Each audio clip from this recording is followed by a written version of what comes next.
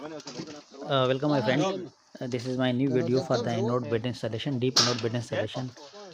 In the previous video we have already explained one by one, every step is explained, but this is the general video. You can see every the Anode is connected with the wire, and further it is inserted with the help of the rope and the PVC pipe into the casing. The casing is perforated and 100 meter deep, and around this pipe, this Anode bed, there will be the installation of the coke breeze with the help of water the deep,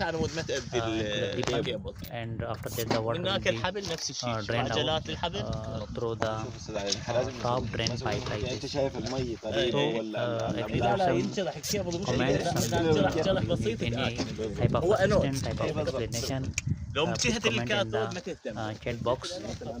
It will be more explained to you. And if you have not subscribed my channel, please do subscribe and like and be comment, so I will be aware for the next video. Thank you so much.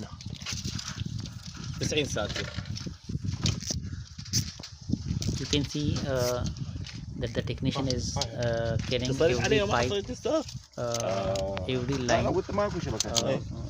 in the complete junction. They have tightened with the help of fastener, and because it will be tightened, and after that they will be installed the centralizer. You can see now he is installing the centralizer.